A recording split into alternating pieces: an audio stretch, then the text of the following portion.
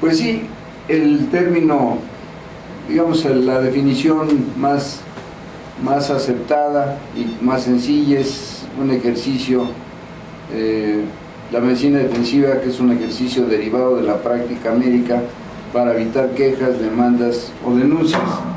No dice claramente de qué se trata. A mí me parece que está muy ligado a lo que yo llamo, y también me encontré que Alberto Lipschitz lo hace, como una medicina excesiva en muchos casos y una medicina deficiente en otros. No necesariamente la medicina excesiva es resultado de una actitud de defensa de los médicos. Pienso que también puede ser una medicina excesiva por abuso, inclusive de los médicos. Puede ser una medicina defensiva por negligencia, por impericia y por imprudencia. Y lo mismo la medicina insuficiente, que puede ser también defensiva desde luego, pero también puede deberse a impericia y a negligencia. Los ejemplos, bueno, pues los voy a dar en el transcurso de la plática, pero sí el asunto es que ha ido creciendo. Y entonces veía yo, por ejemplo, que el maestro Ignacio Chávez, hace 40 años, pues ya lo vislumbraba y lo mencionaba cuando decía: sobre nosotros caen en los últimos tiempos acusaciones de toda índole. Se refería más a lo que sucedía en los Estados Unidos de Norteamérica que en el propio México. Y él decía que los pacientes de los grandes hospitales se quejaban de la actitud poco humana de los médicos, de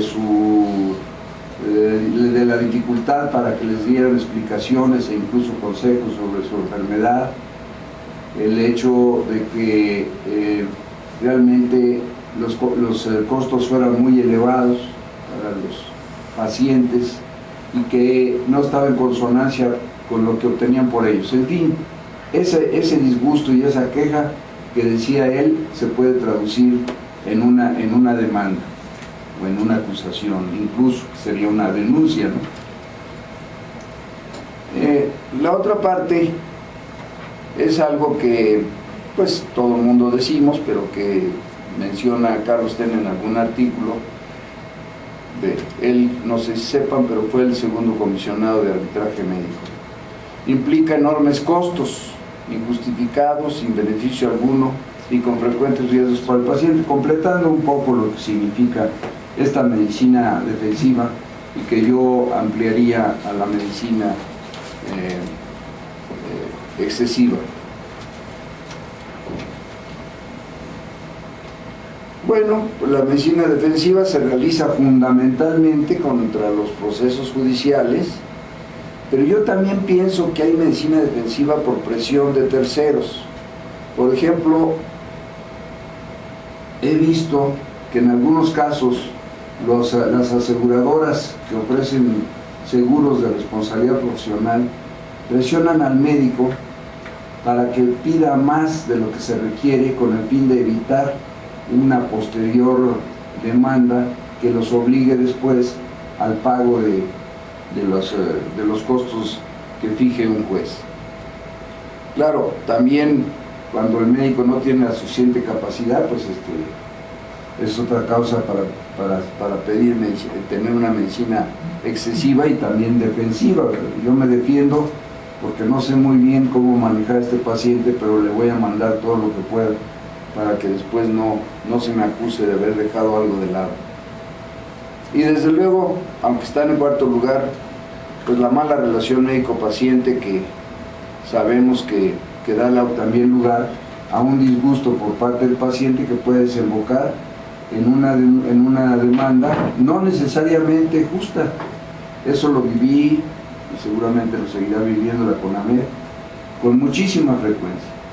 Era mucho más frecuente que se demandara o se quejara, porque ahí eran quejas, no eran todavía demandas, se quejaran los pacientes de los médicos porque habían tenido un maltrato, una falta de calidez, una falta también de información adecuada, aunque hubiera hablado bien el médico, que cuando al revés, quizás el médico no había hecho las cosas totalmente bien, pero había tenido una excelente relación con el paciente. Entonces eso lo vivimos muchísimo. Aquí está Leobardo, que me acompañó para todas estas cosas. Entonces eso también es un punto muy importante que el doctor Rivero cita también en algunos de sus artículos. Y luego pongo yo ahí pues la medicina interesada, ¿verdad? ¿Sabes? También hay intereses para pedir de más, y la medicina abusiva, ya llegando a un grado así ya un poco culposo. Los antecedentes de esto pues se tienen desde épocas prehistóricas, ¿no? Las tribus, se dice que ya juzgaban a veces a los brujos que se encargaban de tratar de aliviar algún mal cuando esto no resultaba bien. Y desde luego pues tenemos el ejemplo ya en culturas bien organizadas, como en Mesopotamia, del Código de Hammurabi, en Egipto, como los sacerdotes del templo de Tot, Hermes Trismegisto, educaban a los médicos, pero al mismo tiempo los juzgaban sobre las acciones que realizaban. En Grecia, pues yo creo que el ejemplo más importante sería el ejemplo de Hipócrates, que estudió con mucho cuidado toda la actitud moral del médico, todas las acciones, y que desembocó en el juramento hipocrático que pues desde entonces se vino usando. Él nació en el año 460 a.C. y que siguió vigente prácticamente hasta hace muy poco. Ya después en Roma también había mecanismos, y desde luego Roma pues se distinguió por su adelanto en las leyes. La Edad Media fue una época oscura, pero me voy a México y a la Nueva España con el protomedicato.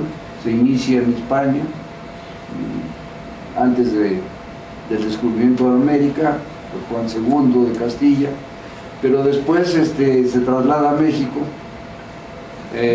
a pocos años de la conquista, y se nombran a los protomédicos, que eran los encargados de examinar, de darles las licencias para ejercicio, no solamente a médicos, sino a todos los tipos de gentes que se dedicaban a las curaciones, como los curadores, como los ensalmadores, en fin, todas esas cosas que se usaban, pero que eran totalmente científicas.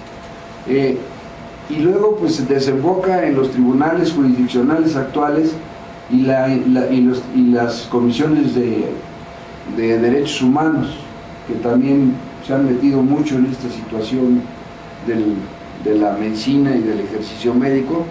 Y yo pongo ahí como último a la CONAMED. Y aquí quiero hacer un paréntesis, porque yo sí pienso que es una institución que por desgracia no ha tenido el apoyo gubernamental suficiente, pero que sí podría haber sido un baluarte para disminuir la medicina defensiva, en la forma de que todas las cosas que pudieran ser juzgadas se juzgaran con estricta justicia, y eso diera como resultado que pues realmente no se demandara al médico sin motivos, y por lo tanto el médico no se sintiera obligado a realizar estudios que no eran necesarios. Las causas,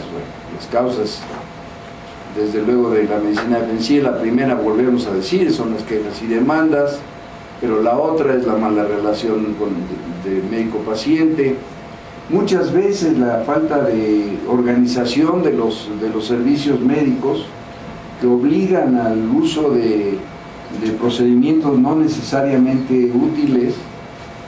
Desde luego, el aspecto de los abogados, que son los que han patrocinado toda esta situación y que han llevado adelante la famosa necesidad de defenderse mediante cubrirse con estudios no necesarios, la incompetencia, la impericia o la imprudencia, que son atribuibles desde luego al médico, que suceden, que producen errores médicos y que llevan muchas veces a la necesidad de compensar con algunos estudios que no se consideran necesarios y muchas veces procedimientos terapéuticos, médicos y quirúrgicos.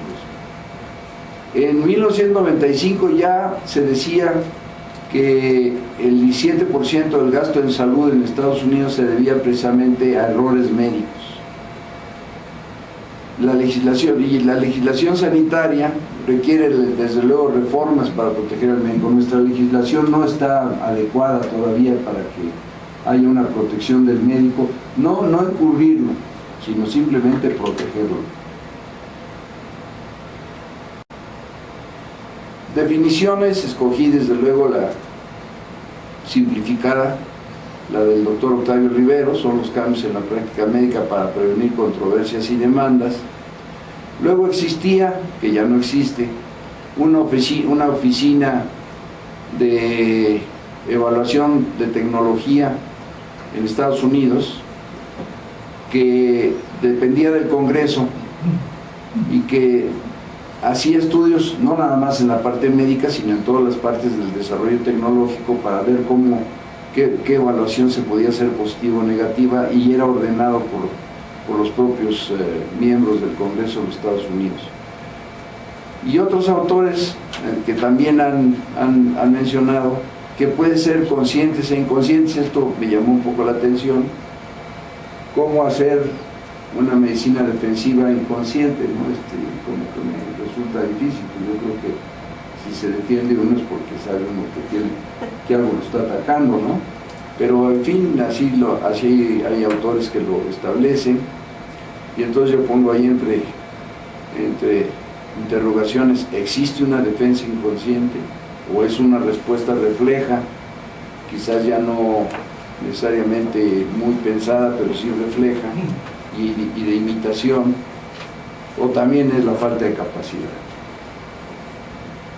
La medicina defensiva, en lo que se refiere a tipos, es por una parte realizar estudios y tratamientos excesivos, ya lo mencioné. Esto es un poco el criterio de Alberto Lipschitz, o a la inversa, cuando se reducen los estudios y tratamientos útiles por presión de instituciones de servicios de salud prepagados.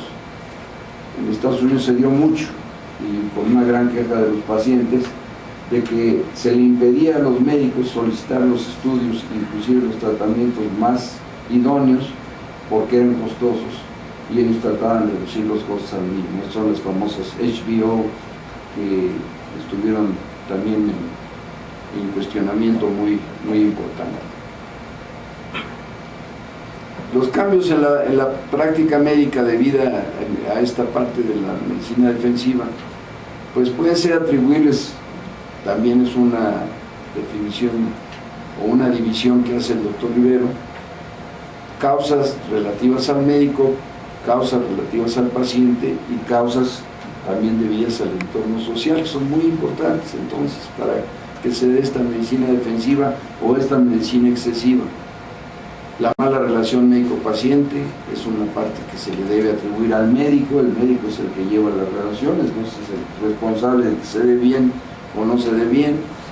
Los procedimientos clínicos deficientes que no se practican adecuadamente y que obligan a estudios innecesarios, también es algo que tiene que ver con el médico. La falta de capacidad profesional, los insuficientes conocimientos, y luego también el otro extremo de la invasión de áreas de especialidad que no se dominan, que no se tiene la capacidad necesaria, que nosotros denominamos imprudencia, pero que desembocan en la necesidad de mayores estudios, de mayores pruebas, etcétera, etcétera. La parte de los pacientes es bien importante en nuestra época actual, ¿no? El internet pues ha cambiado la vida de la humanidad en muchos sentidos, y entre ellos en el campo de la medicina. La gente se mete ahí a navegar encuentra lo que sea, ya sea de tecnología aeronáutica o robótica, pero también médica. No sabe si lo que está leyendo es una cosa que valga la pena y que esté científicamente probada, y mucho menos sabe interpretarla, y entonces se presta pues a que haga sus propias conclusiones, y de ahí se deriven las demandas cuando piensa que ha sido mal manejado. Desde luego también los medios de comunicación, que a mí me parecen fundamentales, negativos, en el sentido de que han metido mucho ruido a la práctica médica, y que realmente yo lo considero que debería haber una forma de limitarlos en sus expresiones cuando no tienen suficientes bases para criticar lo que critican. Claro que también algunos aspectos que son totalmente válidos, como es el mayor conocimiento y ejercicio de los derechos de los pacientes. Yo creo que eso es algo válido. El chiste es que sean bien utilizados este ejercicio de sus derechos. Los sistemas de prepago públicos y privados que les mencionaba yo, que pues realmente a veces limitan mucho la actividad del médico, la forma de actuar, y la demanda de atención médica oportuna, humanizada y de calidad, que sí es otra cosa positiva del paciente, pero que muchas veces es mal interpretada, porque pues a veces piensan que la medicina de calidad es que nadie sufra ningún daño, que nadie se muera y que todos se curen, ¿no? Entonces, pues eso también es algo que corresponde al paciente, y que muchas veces lo vimos también. Pues hay muchas quejas que son totalmente injustificadas, muchas veces por falta de una buena explicación del médico sobre el asunto, pero muchas otras veces por una actitud muy empecinada de los pacientes. Y desde luego el entorno social, donde pues también hay repetición de lo que los pacientes interpretan, pero sí es cierto que en el presente pues las leyes mexicanas son más estrictas para la práctica médica, más acotadas. El médico está encerrado en una situación legal más difícil, y siempre la forma de juzgar por las autoridades jurisdiccionales es una forma muy parcial, muy alejada a la verdad, a lo que verdaderamente sucedió en un ejercicio médico. Luego también por la intervención injustificada de las comisiones de derechos humanos. Por ejemplo, aquí, y creo que ahora se sigue repitiendo, nosotros habíamos logrado evitarlo. Es curioso que haya, por ejemplo, una acusación por una mala intervención, vamos a decir, de apendicitis, y si se da en un hospital privado, pues es un error médico y sigue una demanda. Pero si se da en un hospital público, resulta que es una violación de derechos humanos, y es exactamente lo mismo. ¿Por qué va a ser una violación de derechos humanos?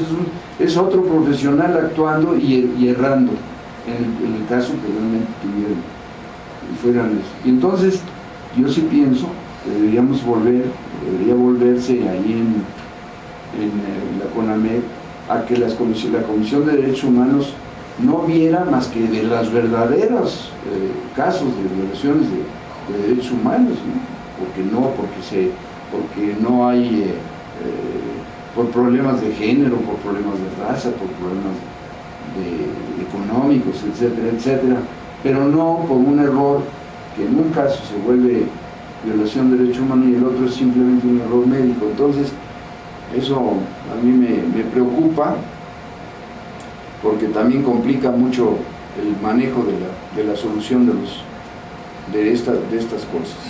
La difusión inmediata y masiva de discutibles errores médicos los vemos seguido en la prensa. Algunas veces tienen toda la razón, pero otras muchas veces no tienen elementos para juzgarlo, y sin embargo están ya crucificando al médico, a los servicios, etcétera, etcétera. Y desde luego, a veces, o peor tantito, cuando todavía hay una información sesgada. Desde luego, pues los abogados juegan un papel importantísimo para que esto se dé. Los servicios médicos privados con exceso de procedimientos y costos es el otro extremo, no es el del prepago, sino estos son los que quieren hacer más estudios o en algunas situaciones con el fin de tener ingresos pues, más sustanciosos. Y también en algunos casos, esto no sé si se pueda decir que es medicina defensiva, pero sí es medicina interesada. ¿Cuántas veces nuevas técnicas que no ofrecen ninguna ventaja sobre las anteriores empiezan a aplicarse a mayores costos?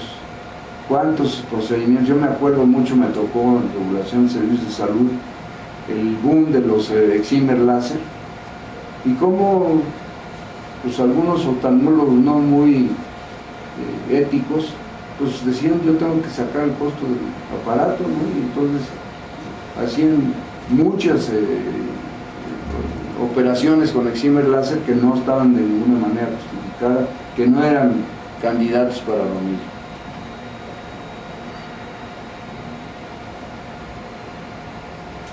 Pues las conductas, ya hablé de esto, son las conductas excesivas. Esto también es un poco de Alberto Liswitz.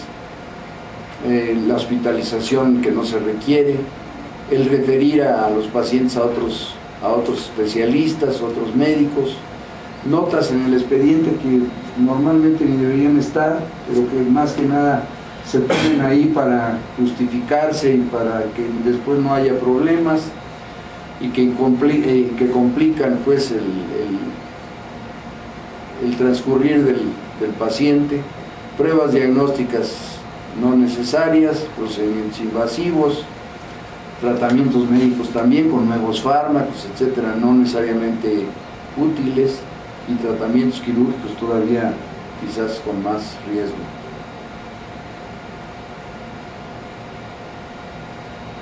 Y estos son el otro extremo, el que son un manejo insuficiente, un ejercicio profesional pues no apegado al lex artis, sino se queda por debajo, como rechazar pacientes por complejos o de alto riesgo, algunos de los cuales, por ejemplo, en Estados Unidos, que ni siquiera son en sí de alto riesgo, como precisamente el parto, en donde hay muchos médicos generales que lo pueden realizar en comunidades donde no existe más que un médico general, no lo realizan, y la embarazada tiene que irse a 200 kilómetros para encontrar a alguien que le pueda atender el parto, ¿no? Pues eso es también una conducta defensiva pero insuficiente.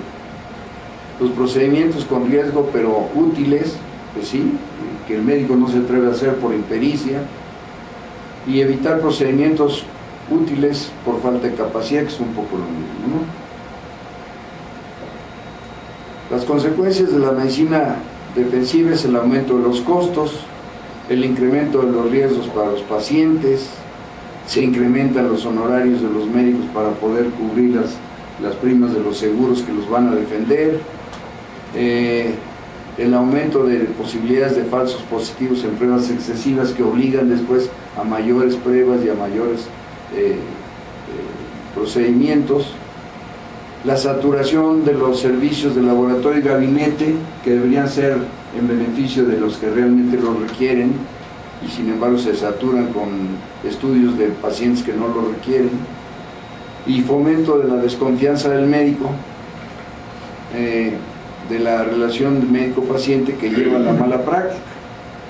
¿Por qué? Porque no se confía en el médico. Muchas veces es porque es un médico que desde luego no fue seleccionado por el paciente, sino se le fijó, no se le tiene confianza, y empieza ahí el problema, y el médico, en el afán de que no después vaya a ser motivo de queja, pues trata de completar el manejo con algo innecesario. Cito dos encuestas sobre medicina defensiva, una que se realizó por la Comisión Nacional de Arbitraje Médico. Se aplicó a 613 médicos en su estancia en algún congreso, en alguna reunión, y entonces se les pidió a muchos de ellos que hicieran, que si querían ser sometidos a la encuesta, y la encuesta consistía en 17 reactivos. 3 de ellos eran fundamentales, básicos, otros 2 eran distractores precisamente para poder comparar si las respuestas eran suficientemente veraces, y los otros 2 eran complementarios. Entonces, de los reactivos básicos, las 3 eran estos 3, que eran la 2, la 5 y la 10. Frecuentemente temo a ser demandado, mis decisiones están orientadas para evitar conflictos, he modificado mi práctica para evitar ser demandado, y los resultados son estos. No existió medicina defensiva en 38.7 de los encuestados, muy bajo, porque eso da un 61.3% que sí algo hacían de medicina defensiva. Se considera medicina defensiva incipiente cuando uno de esos 3 reactivos fue positivo, cualquiera de ellos. Como medicina defensiva evidente cuando 2 reactivos resultaron positivos, y medicina defensiva manifiesta cuando los 3 reactivos básicos fueron positivos. Otra encuesta es la realizada por esta oficina que yo les mencionaba de los Estados Unidos, que ya desapareció por presiones de diversa índole, y que a propuesta del Congreso, el Congreso le pidió que hiciera una encuesta muy amplia, pero fundamentalmente se hizo en las especialidades de ginecobstetricia, de cardiología, y se me fue la otra, pero eran 3 sociedades norteamericanas muy importantes.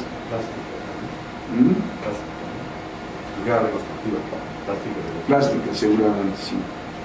Y entonces lo que el Congreso quería saber es qué se entiende por medicina defensiva, porque no era muy claro para ellos ni para la gente cuáles eran sus causas, cuál era su extensión y qué efecto tendrían las reformas que se estaban proponiendo en el Congreso para contender con el problema. Pues bueno, los hallazgos fueron múltiples. Hay medicina por su concepto original, pero no solo por eso, lo que hemos ya mencionado, que son otras también formas de medicina defensiva. Cuando el médico tiene algún beneficio, médicos que defienden la medicina excesiva porque están convencidos de que la lex artis, como se les enseña y como está en artículos debidamente sancionados, pues no les convencen y hacen más. Y es imposible, a la conclusión también que llegaron, que es imposible medir realmente la medicina defensiva y también sus costos. En general se sobreestima la medicina defensiva, es más frecuente en algunas situaciones concretas, ya mencionaba yo las cesáreas, pero también el traumatismo craneoencefálico. Los médicos sobreestiman el riesgo de ser demandados, y entonces ellos solitos caen en inscribirse a seguros de responsabilidad médica, etc. Y la utilidad de los juicios por mala práctica como un freno a la medicina defensiva no ha sido bien estudiada. Juicios, como decíamos, jurisdiccionales, en donde las pruebas, los testimonios, las testimoniales, etc., son lo que juega la presentación oportuna de estas pruebas y no necesariamente el proceso médico que llevó a la demanda. Como conclusiones también tomadas en buena parte de algunas que nos ha ilustrado el doctor Rivero, el médico debe conocer las normas legales de desempeño profesional. La conducta del médico involucra su educación familiar, su preparación básica y la calidad de los estudios, pues evidente. Actuar éticamente solo exige honestidad, y entonces pues, es muy sencillo. Si la gente es honesta, no va a haber medicina defensiva. Parece muy sencillo. Anteponer siempre los derechos y el bienestar del paciente. Y las recomendaciones finalmente, pues es siempre para el médico apego a la lex artis, mantenerse actualizado, que haya una excelente relación médico-paciente, buenas prácticas institucionales que eviten todos estos conflictos dentro de los servicios, respeto a los derechos de los pacientes, desde luego eso es indudable, y respeto también al principio de no maleficencia, vivir honestamente, no dañar y dar a cada quien lo suyo, decía Ignacio Maglia, que es un doctor en Derecho de la Universidad de Buenos Aires, que tiene un curso de salud pública y que ha escrito mucho sobre bioética. Otras más es revalorar el papel de la clínica, o sea, esto se ha perdido un poco tanto en la enseñanza de pregrado como la de posgrado. Información continua y detallada al paciente, eso es fundamental, también eso lo vimos con la médica y seguirá viendo seguramente que eso es lo que más falla. El uso adecuado de la tecnología y los tratamientos médico-quirúrgicos, pugnar por leyes justas, pertinentes y equitativas. Yo creo que ahí tendríamos que avanzar mucho y pues parte de la responsabilidad es precisamente del gremio médico, y presentación de conflictos a un organismo conciliador especializado con la Comisión de Arbitraje Médico. Vuelvo a la situación que mencionaba ya al principio. Yo creo que la comisión funcionara, o las comisiones estatales, etcétera, funcionaran con el objetivo y la idea que fueron creadas, mucho se podría lograr al respecto. Pues les agradezco mucho su atención.